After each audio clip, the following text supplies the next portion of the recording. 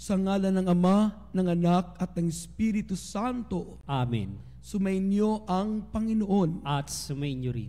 Mga kapatid, aminin natin ang ating mga kasalanan upang tayo maging marapat gumanap sa banal na pagdiriwang. Inaamin ko sa makapangyarihang Diyos at sa inyo mga kapatid na lubha akong nagkasala sa isip, sa salita at sa gawa at sa aking pagkukulang. Kaya isinasamo ko sa mahal na Birheng Maria, sa lahat ng mga anghel at mga banal, at sa inyo mga kapatid na ako'y panalangin sa Panginoong ating Diyos. Kaawaan tayo ng makapangyarihang Diyos, patawarin tayo sa ating mga kasalanan, at patnubayan tayo sa buhay na walang hanggan. Amen. Panginoon, kaawaan mo kami. Panginoon, kaawaan mo kami. Kristo, kaawaan mo kami. Kristo, kaawaan mo kami. Panginoon, kaawaan mo kami. Panginoon, kaawaan mo kami.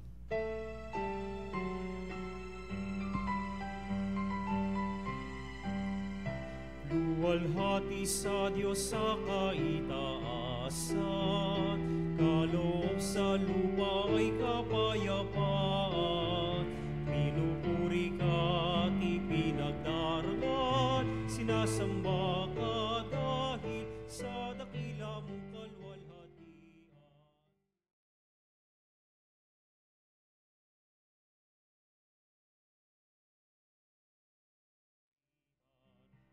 Panginoong Jesucristo, bugtong na anak ng Diyos, kordero ng Ama, ikaw na nag-aalis ng mga kasalanan na sanlibutan.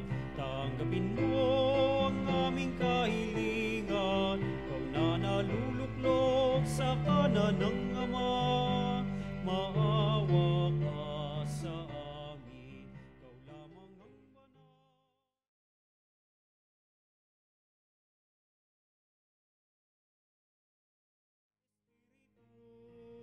Sa luwalhati ng Ama. Amen, amen, amen, amen. Manalangin tayo.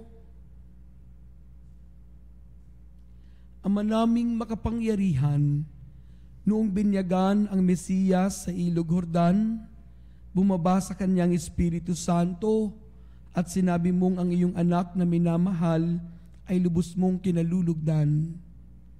Kaming mga isinilang mo bilang mga anak sa tubig ng binyag at sa Espiritu Santo ay mamalagi nawang kalugod-lugod sa iyo sa pamamagitan ni Jesucristo ngayon at magpasawalang hanggan. Amen.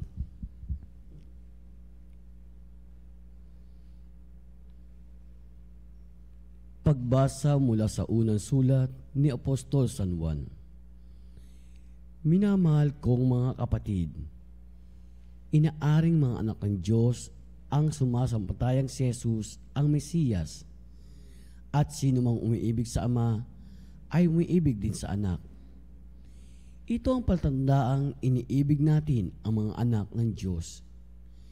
Kapag iniibig natin ang Diyos at tinutupad ang kanyang mga utos, sapagkat ang tunay na umiibig sa Diyos ay yaong tumutupad ng kanyang mga utos, at hindi naman mahirap sundin ang kanyang mga utos, sapagkat napagtatagumpayan ng bawat anak ng Diyos ang sanlibutan, at nagtatagumpay tayo sa pamamagitan ng pananampalataya. Sino ang mapagtatagumpay laban sa sanlibutan? Ang sumasampalatayang si Jesus ang anak ng Diyos. Si Jesucristo ang naparito sa libutan, bininyagan sa tubig at nagbubo ng kanyang dugo sa kanyang kamatayan. Hindi lamang bininyagan sa tubig, kundi nagbubo pa ng kanyang katawan. Ang Espiritu ang nagpatotoo tungkol sa dito, sapagkat ang Espiritu ay katotohanan. Tatlo ang nagpatotoo, ang Espiritu ang tubig at ang dugo. At nagkakaisa ang tatlong ito. Tinatanggap natin ang patotoo ng tao, ngunit lalong matibay ang patotoo ng Diyos, at iyon ang patotoo ng Diyos tungkol sa kanyang anak. Ang salita ng Diyos. Salamat sa Diyos. May galak tayong sumalok sa batis ng manunubos. May galak tayong sumalok sa batis ng manunubos. Ang Diyos ang siyang nagliligtas sa akin. Tiwalang-tiwala ako at walang muntimang pangamba. Sapagkat ang poon ang lahat sa akin. Siyang aking awit, ang aking kaligtasan. Malugod kayong sasalok ng tubig sa batis ng kaligtasan. May galak tayong sumalok sa batis ng manunubos. Magpasalamat kayo sa poon, siya ang inyong tawagan. Ipaalam ninyo sa mga bansa ang kanyang ginawa. Ipahayag ninyo ang kadakilaan ng kanyang pangalan. May galak tayong sumalok sa batis ng manunubos. Umawit kayo ng papuri sa poon, sapagkat kanganga ang kanyang mga ginawa. Ipahayag ninyo ito sa buong daigdig. Mga anak ng Siyon, umawit kayo ng buong galak, sapagkat nasa piling ninyo ang dakila, ang banal ng Israel. May galak tayong sumalok sa batis ng manunubos.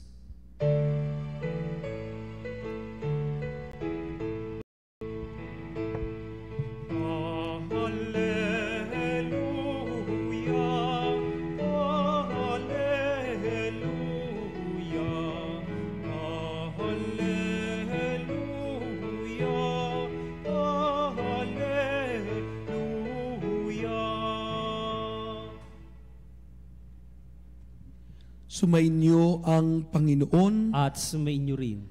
ang pagpapahayag ng mabuting balita ng Panginoon ayon kay San Marcos. Papuri sa iyo, Panginoon.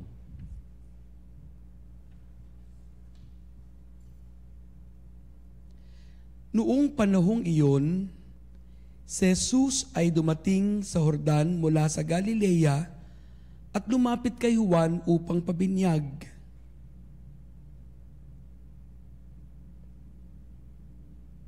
Darating na kasunod ko ang isang makapangyarihan kaysa sa akin, ni hindi ako karapat-dapat magkalag ng tali ng kanyang mga panyapak. Sabi ni Juan, binibinyagan ko kayo sa tubig, ngunit bibinyagan niya kayo sa Espiritu Santo.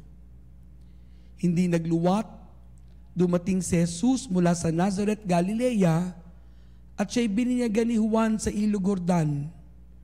Pagkaahon ni Jesus sa tubig, ay nakita niyang nagbuksan ang kalangitan at bumaba sa kanyang espiritu na gaya ng isang kalapati. At isang tinig ang nagmula sa langit, "Ikaw ang minamahal kong anak, lubos kitang kinalulugdan." Mga kapatid, ang mabuting balita ng Panginoon. Pinupuri ka namin, Panginoong Hesukristo. Muli po, magandang gabi sa inyong lahat at Merry Christmas pa din. Napakaganda po ng ating pagdiriwang ngayon sapagkat dito nakikita natin ang lagi nating pinagninilayan sa tinatawag nating First Luminous Mystery. Ito yung pagbibinyag sa ating Panginoong Jesus. At makikita din po natin sa pamamagitan ng ating ebanghelyo ang dalawang isinugo upang maglingkod sa sangkatauhan. Sino po sila? Ang una ay ang ating Panginoong Jesus. Pansinin po ninyo, siya po ay totoong Diyos. Siya din ay totoong tao.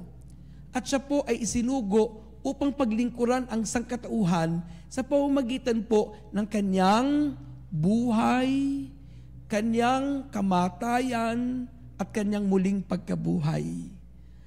At ito pong pagkakataong ito ang magiging simula ng kanyang tinatawag nating public ministry. Kasama dito sa ating ebanghelyo ang ikalawang isinugo upang maglingkod sa sangkatauhan. Ito walang iba kundi si Juan Bautista. Mga kapatid, alam po ninyo, itong si Juan ay isinugo upang ihanda ang daraanan ng Panginoon. Isinugo si Juan upang ayusin, no? Upang ayusin kung ano man ang dapat ayusin. Lalo na sa pagdating ng ating Panginoong Yesus.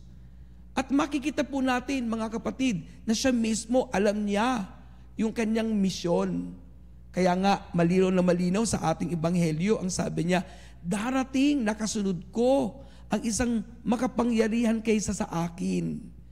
At doon makikita natin na siya bilang isinugo ay alam niya mismo na hindi siya ang bida.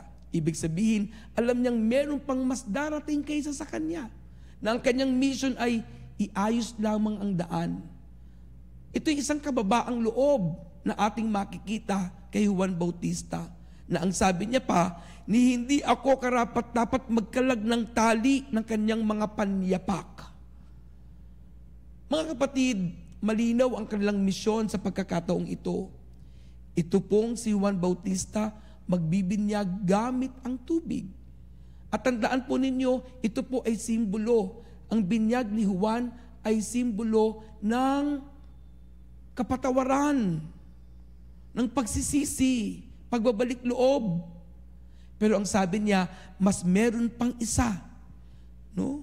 Na magbibinyag gamit ang Espiritu Santo. At ito ang ating Panginoong Yesus. Mga kapatid, tignan natin ang aspetong ito sa pamamagitan ng humility, kababaang loob. Tamang-tama, kakatapos lamang ng Pasko, no? Kung titignan po natin, hindi mo kayang magbigay kapag wala kang kababaang loob. Tanging ang taong may kababaang loob lamang ang kayang magbigay na kung ano ang meron siya. Mga kapatid, makikita natin ang kababaang loob kay Jesus mismo sa ating Panginoong Jesus. Imagine po ninyo, pwede po siyang hindi magpabinyag. Kasi siya ay Diyos. Pero, dahil sa kanyang kababaang loob, hinayaan niyang magpabinyag kay Juan Bautista upang sa pamamagitan nun ay maging kaisa siya. Ipaalam sa atin na siya'y hindi malayo, kaisa siya, kasama natin. At yun yung tinatawag nating Emmanuel, God with us, God among us.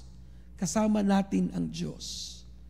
Mga kapatid, ngayong araw na ito, tingnan natin ang ating mga sarili. No? Kung minsan, tayo ang yabang-yabang natin bilang mga tao. Pero, wala tayong dapat ipagyabang. Tulad ni Juan Bautista, alam niya kung ano ang kanyang posisyon. At yun ang kanyang nire-recognize. Tayo po bilang mga tao, alam natin na tayo yung mga nilikha ng Diyos, na hindi tayo Diyos, siya ang Diyos. At kung alam natin na hindi tayo Diyos, magsumikap tayong lumapit palagi sa Kanya. Magsumikap tayo na palaging humingi ng gabay, humingi ng lakas, humingi ng pagpapala. Alam po ninyo, sabi nga, humility is knowing your place. Knowing your place. At alam natin na tayo ay mga nilikha at kinakailangan natin ng Diyos na gagabay at magpapala at magpapatawad sa atin. Muli, ang diwa ng Pasko, kababaang loob. Ang Diyos nagkatawang tao upang manahan sa atin.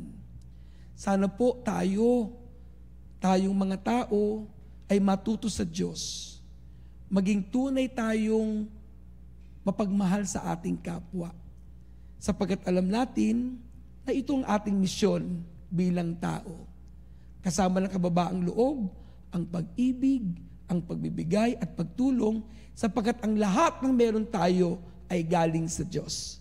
At ang lahat ng ibinibigay sa atin, hindi magtatapos sa atin, kundi tayo magiging daluyan ng biyaya at awa ng Diyos.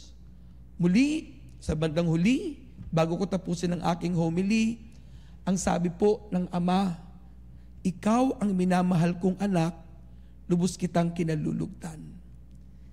Ganon din sana tayo. Masabi nawa sa atin ng Ama sa pamamagitan ni Jesus na tayo'y kanyang mga minamahal na anak at lubos niya tayong kinalulugdan dahil sa ating mga mabubuting gawa at kababaang loob. Amen.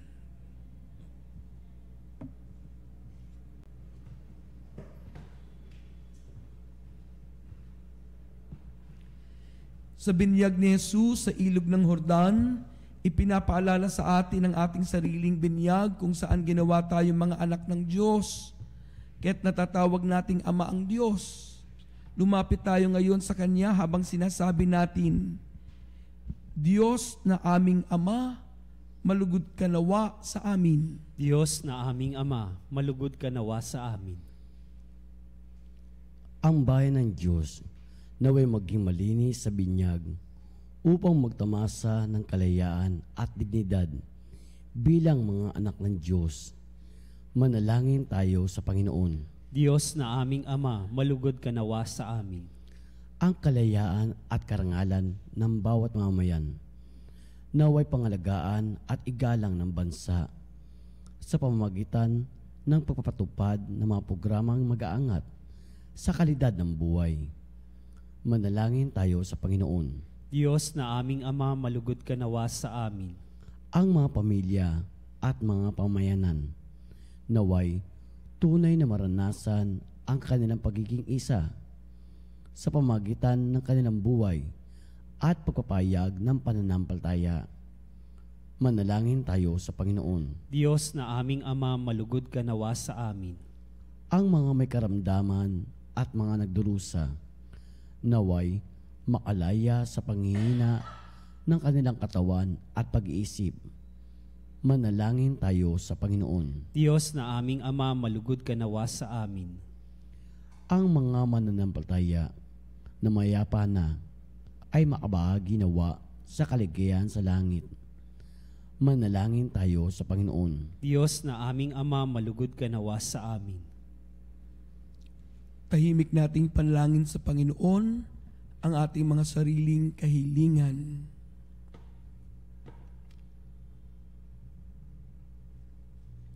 Sinasama natin sa ating panalangin higit sa lahat ang mga deboto ng Poong Mahal Nazareno ng Quiapo na nahandun ngayon sa Luneta Grandstand at nasa Basilika ng Quiapo. Nawa sa pamamagitan ng pagdiriwang na ito ay maisabuhay nila ang kababaang loob ng Diyos at mapalalim ang kanilang pananampalataya sa pamamagitan ng mabuting gawa. Hinihiling natin sa pangalan ni Jesus na ating Panginoon magpasawalang hanggan. Amen.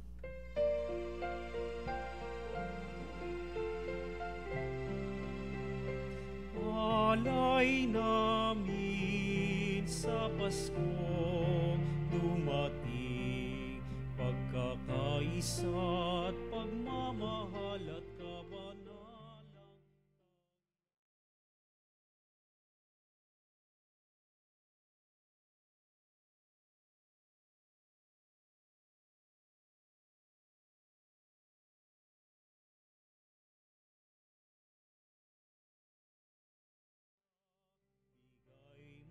Sa amin itong alak at tinapay, mga bungang alay, halo ng pawis at biyaya ng langit sa aming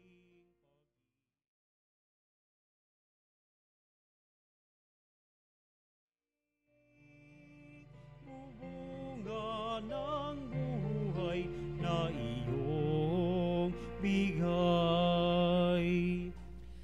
Manalangin kayo mga kapatid upang ang ating paghahain ay kalugdan ng Diyos Amang makapangyarihan. Tanggapin nawa ng Panginoon itong paghain sa iyong mga kamay, sa kapurihan niya at karangalan, sa ating kapakinabangan at sa buong sambayanan niyang banal.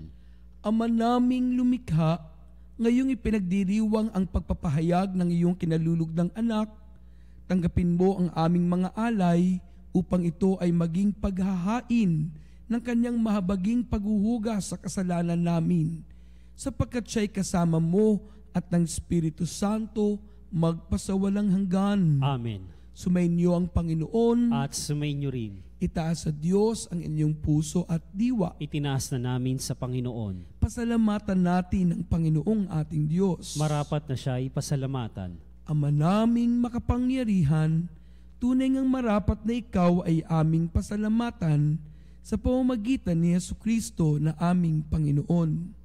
Ang mga dakilang pahiwatig ng bagong pagsilang ay minarapat mong mahayag sa Ilog Jordan. Dahil sa iyong tinig buhat sa kalangitan, ang pakikipisan ng iyong salita sa sangkatauhan ay amin ngayong sinasampalatayanan. Dahil sa Espiritong sa kanya'y lumukob, na waring kalapating takapagtaguyod, tinanghal siyang Mesiyas namit iyong lingkod, para ihatid ang iyong balitang mga abay itatampok. Kaya kaisa ng mga anghel na nagsisiawit ng papuri sa iyo nang walang humpay sa kalangitan, kami nagbubunyi sa iyong kadakilaan.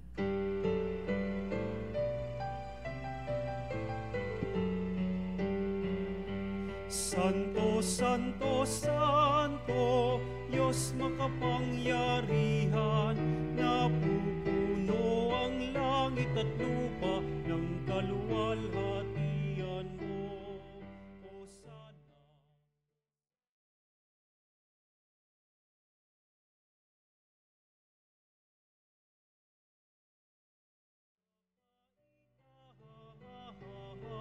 Sa pinagpalang na paririto sa ngalan ng Panginoon, Hosana, Hosana, Hosana,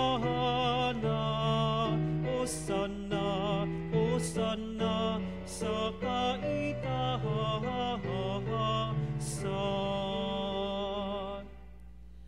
Ama naming banal, ikaw ang bukal ng tanang kabanalan.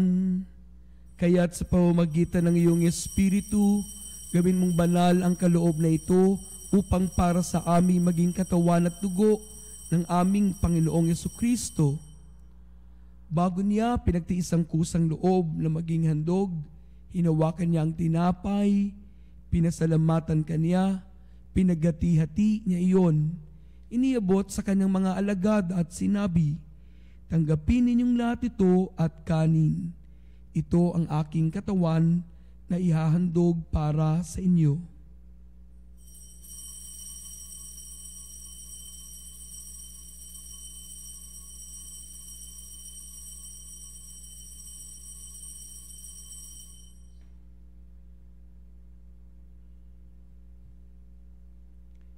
Gayun din naman nung matapos ang hapunan, hinawakan niya ang kalis, muli kanyang pinasalamatan, inabot niyang kalis sa kanyang mga alagad at sinabi, "Tanggapin ninyong lahat ito at inumin. Itong kalis ng aking dugo, ng bago't walang hanggang tipan. Ang aking dugo na ibubuhos para sa inyo at para sa lahat sa pagpapatawad ng mga kasalanan. Gawin ninyo ito sa pag-alaala sa akin."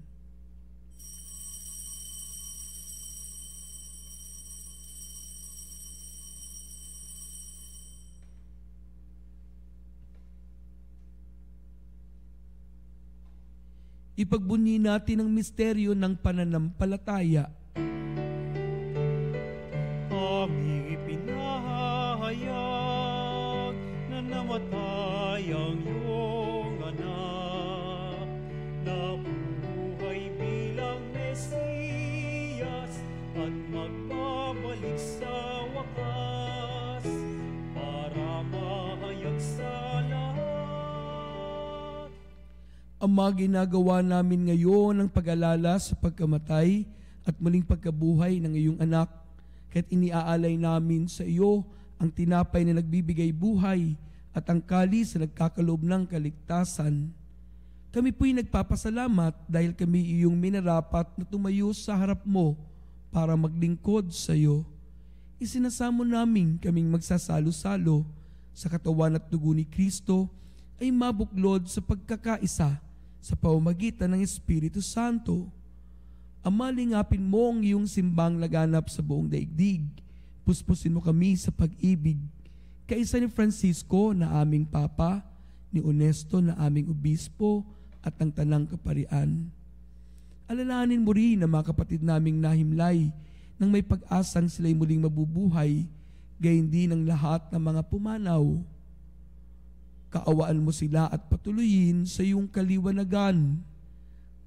Kaawaan mo at pagindapatin kaming lahat na makasalo sa iyong buhay na walang wakas, kaysa ng manabiring Maria na ina ng Diyos, kaysa ni San Jose ang kanyang esposo, kaysa ng mga apostol at ang lahat ng mga banal na namuhay sa daigdig ng kalugod-lugod sa iyo. May pagdiwang nawa namin ang pagpupuri sa ikararangal mo sa pamamagitan ng iyong anak na aming Panginoong Yesukristo. Sa pamamagitan ni Kristo, kasama niya at sa Kanya, ang lahat ng parangal at papuri ay sa iyo, Diyos Amang makapangyarihan, kasama ng Espiritu Santo, magpasawalang hanggan. Amen.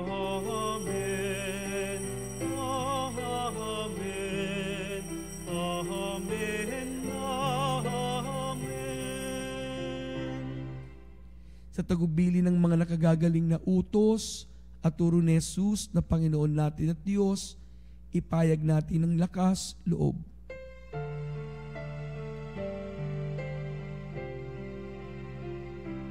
Ama namin, sumasalangit ka, sambahin ang ngalan mo, mapasa amin ang kaharian mo.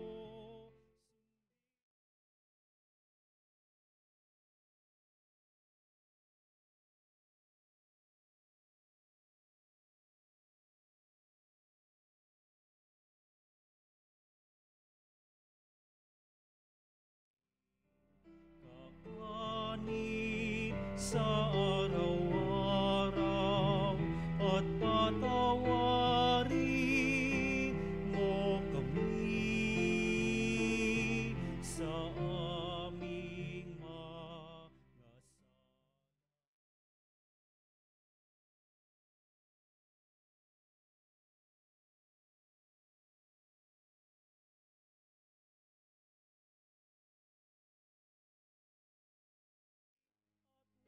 kaming ipahintulot sa tukso at yadya mo kami sa lahat ng masama.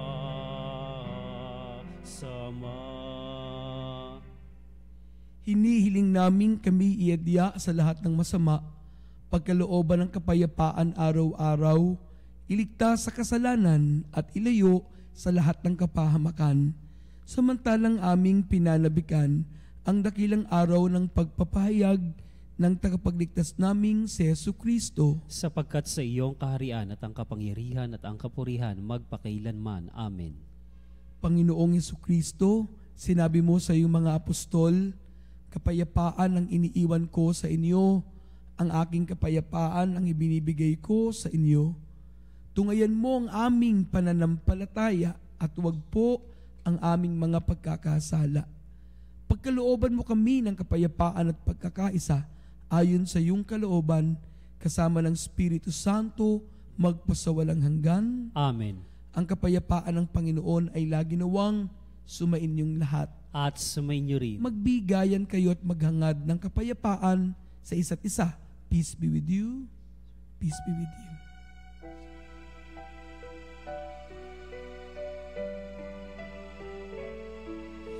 Kordero ng Diyos na nag-aalis ng mga kasalanan ng sanlibutan,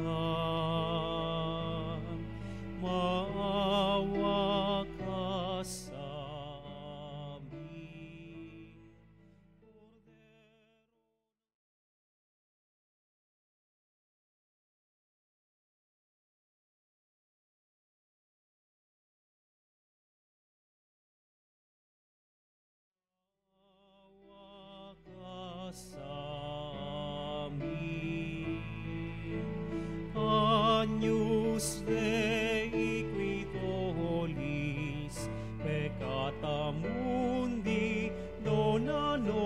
pacem, dona nobis pacem, dona nobis pacem.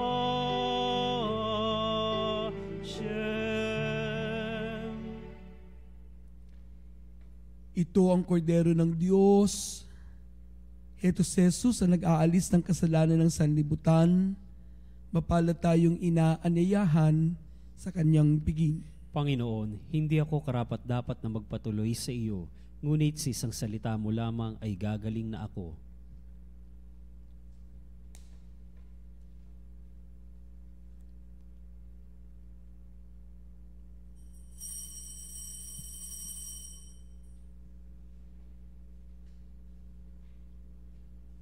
Mga kapanalig, ating dasalin ang komunyong espiritual. O Jesus, nananalig ako sa pananahan mo sa kabanal-banalang sakramento. Minamahal kita higit sa lahat at hangad ka ng aking kaluluwa. Hindi ko man matatanggap ngayon ang iyong katawan at dugo, inaasahan ko na patuloy kang mamumuhay sa aking puso. Naniniwala ako na narito ka at kaisa ka ng aking buong pagkatao. Huwag mong ipahintulot na mawalay ako sa iyo. Amen. Panalangin sa Nuestro Padre Jesus Nazareno. Katamis-tamisan naming mahal na poong Jesus Nazareno, Diyos at manunubos ko, na naglalakbay sa kalbaryong pasan-pasan mo ang krus na pagpapakuan sa iyo.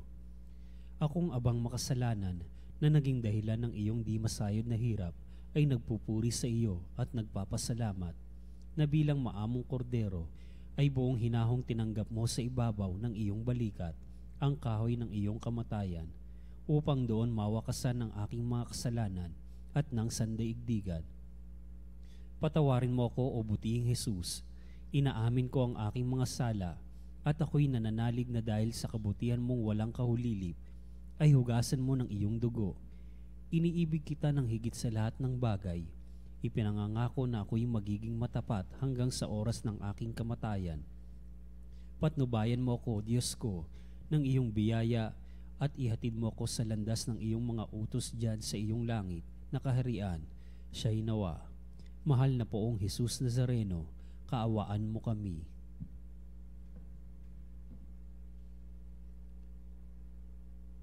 Manalangin tayo. Ama naming mapagmahal, kaming iyong pinapakinabang ay maging mga anak mo nawa sa turing at sa katotohanan. Sa matapat naming pakikinig sa iyong anak na aming tagapamagitan, kasama ng Espiritu Santo, magpasawalang hanggan. Amen.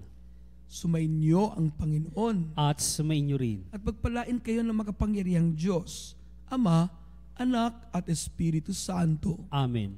Tapos na po ang ating pagdiriwang, humayo kayong taglayang pag-ibig ni Kristo. Salamat sa Diyos. Muli, Merry Christmas sa ating lahat. Merry Christmas. Happy Epiphany.